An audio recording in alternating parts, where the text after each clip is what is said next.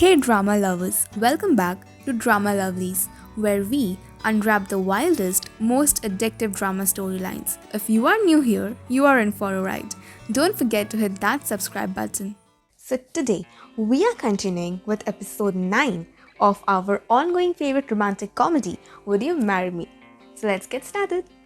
The episode 8 ended with the Bat Kim Buju dropping at Mary's place and literally looking at her with those angry eyes, holding those papers as a proof that she has not yet submitted the divorce, which means they are still legally married. But this episode 9 starts with the background of this sudden drop at her place. So after Vuju discovered that Mary had not yet submitted the divorce papers, he, being the self-obsessed man he is, and to be honest, the stupid man he is, he felt that, okay, Mary still loves him and that she's just playing hard to get because he had cheated on her once. And so now he decides to finally win her back. But now when the Bat Kim Vuju parked outside Mary's townhouse, he overheard these two passerby ladies talking. Mary's townhouse being the lottery prize from View department store raffle. And that clicked in his mind because Mary had lied to him that she was just housekeeping here.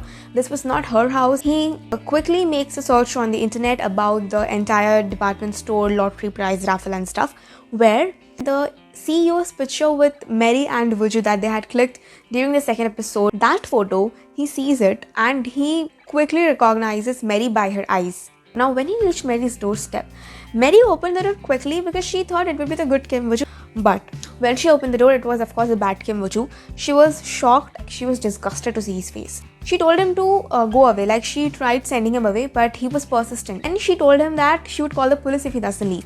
But he snatched her phone and forced his way inside Mary's townhouse. The sheer audacity, like he not only forced himself inside someone's house, but also he was presenting her with a weird ass idea. At first, he confronted Mary about lying to him.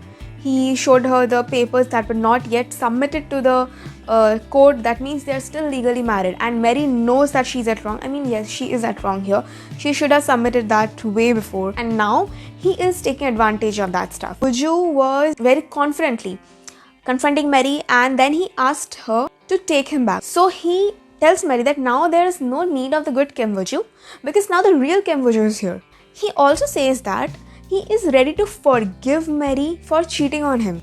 The Bat Kim Vuju's entire agenda just revolved around this money and the lottery prize.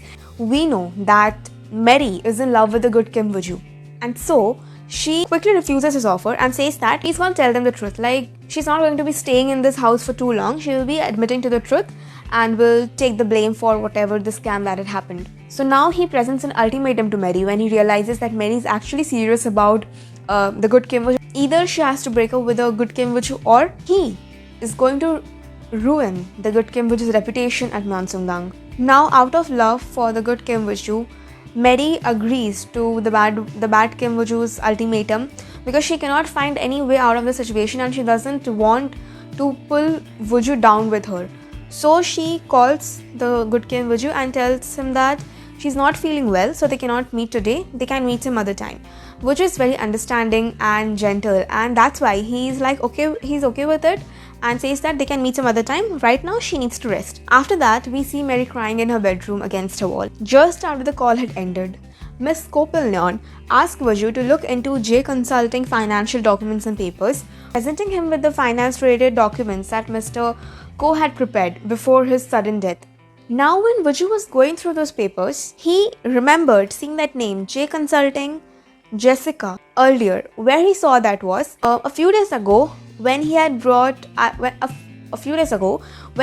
coffee for Hanju to his office. He saw that coffee spilled on few papers, and one of these papers had the name J Consulting and Jessica. And Vuju recalls that Hanju was trying to hide those papers. Like when the coffee spilled, Hanju was trying to quickly rub it and panicking and was trying to hide those from Vuju's vision. Vuju recalls it but wonders why was Hanju trying to hide those papers but doesn't pay much attention to it. So Vuju calls his old friend from US, John, and asks him to look into the papers of J Consulting. Now over the next few days, we see Mary trying to avoid Vuju as much as possible. And here Vuju is too confused that why did Mary had such sudden change in her behavior. Like, he was feeling bad And what Vuju felt that Mary was deeply hurt by what happened at Grandma's lunch that day when Jin Kyung suddenly came and Grandma was just doting her. He calls Mary to ask her out on a date, but Mary uses work as an excuse to not meet Vuju. Vuju is sad, of course, but then he's still supportive and he's like, okay, fine, we can meet some other day. Now, John calls Vuju and tells him that something wrong with the J Consulting thing because this J Consulting firm had recently closed. According to the documents, the address listed on it belongs to a restaurant whose owner is named Jessica, and Jessica is a Korean immigrant in US who is also mother to an 8-year-old son. On the other hand, Mion was literally getting signals from God, but that woman was ignoring all the signals in her love for her husband. So she goes to a fortune teller, and that fortune teller tells her that she's gonna get betrayed soon by someone she really trusts. And this woman, instead of doubting her husband, was doubting her mother. She calls Hanju, who was currently in the US enjoying with his second wife, and vents out whatever the fortune teller had said her. She tells that she strongly believes that her mom is gonna betray her very soon. After that, Hanju just laughs it off, calming her down, like he knows how to handle that stupid girl. After the call has ended, we see Hanju with his second wife, and this second wife is none other than Jessica herself. So now this is a big plot here that Hanju is planning something very dangerous with Jessica about the company's money embezzlement, because J Consulting does not exist, but Jessica does exist as his second wife and the father to her 8-year-old son. Jessica here is also jealous of his first wife, and after overhearing the conversation, she asks him to divorce Mion. He's hesitant at first, okay, but just to win her trust, he says that once he returns to Korea this time, he's gonna divorce Mion and come to her. Simultaneously, now what we see is their 8-year-old son is brought home by Mary's sister, Sori. Now Sori is somehow related to these people. Now, our gentleman, the good Kim Vachu, he uses work as an excuse to call Mary for a date. So he tells her that he has a meeting and wants to discuss something with Mary. So she agrees to meet him. Now when Mary reaches there, she uses this as an opportunity to lie to Vaju. She says that she has changed her mind about reporting herself to the department store and that now she no longer wants to come around as guilty, because either way, his grandma is not going to accept her because grandma hate liars, and anyways Mary had lied about everything about the scam and stuff. So when she is not going to get accepted into this relationship, why lose the money as well? That's a huge lie from Mary's part that she says to Vuju only because she does not want Vuju to be pulled down with her. She also tells him that they should now break up because this relationship will lead them nowhere and should go on their separate lives. Now before Vuju can even process any of what she said, he quickly gets up and walks away from that place. When she has reached home, Vuju sends her an apology message. Like, can you imagine? Vuju is apologizing when he's not even at fault. Vuju apologizes for not giving her enough time and rushing things around. Mary gets emotional after reading that sweet apology message from him. Whereas at Myeonsundang, Vuju was patiently waiting for Mary's reply on his apology message, but instead of Mary, it is Jin Kyung's message that comes, where Jin Kyung is seen apologizing for crossing her limits. Vuju forgives her, but Jin Kyung asks that should she also apologize to Mary. But right now, Vuju says that it's bad timing to ask Mary, so just hold it off for a bit. Now Jin Kyung is relieved here that Vuju has at least forgiven her. Now Jin Kyung goes on a run the same night, and she also meets Sang-hyun there. These both share a drink and open up to each other about the current situation. Jin Kyung tells him about her conflicted feelings towards the guy. Sang-hyun opens up about his work life, work stress, and here Jin Kyung just wonders why he cannot just quit the job if it is so insulting. But Sang-hyun says that he cannot just leave the company or the boss, because if he does so, he will be the only one taking the fall and no one else. The next evening, the good Kim Woo-joo drops outside Mary's house and he wants to talk to her. When he goes there, Mary, as soon as she sees his car, she just quickly turns off all the lights so that Woo-joo will feel that she's not at home. But the truth is, Woo-joo already saw that Mary had turned on the lights and then she had turned off.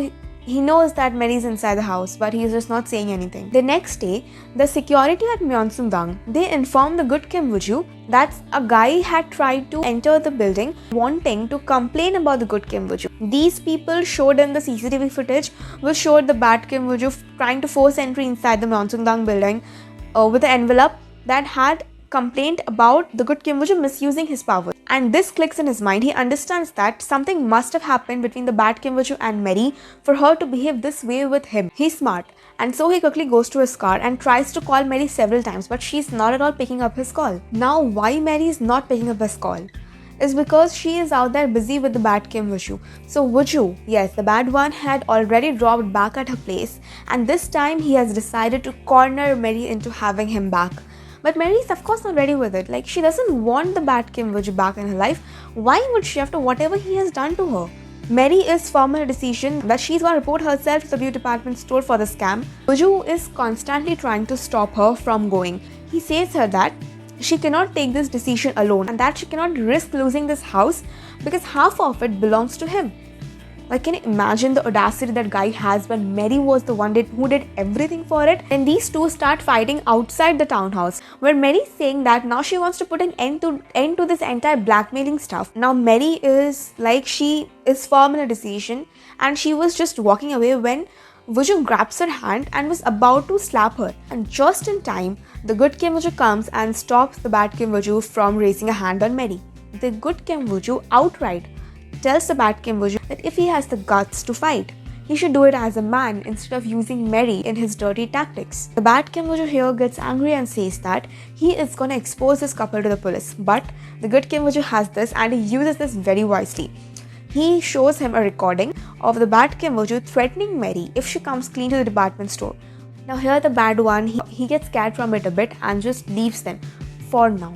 After the bad Kim Woo-joo has left, both of them go back to the house, and the good Kim Woo-joo tells Mary that he should never again break up with him for such reasons, and that he wants to stay by her side through ups and downs, through every situation in life. This makes her overwhelmed and really emotional. It is Myeonsungdang's 80th anniversary, and it is going to be a huge party because it is the Myeonsungdang.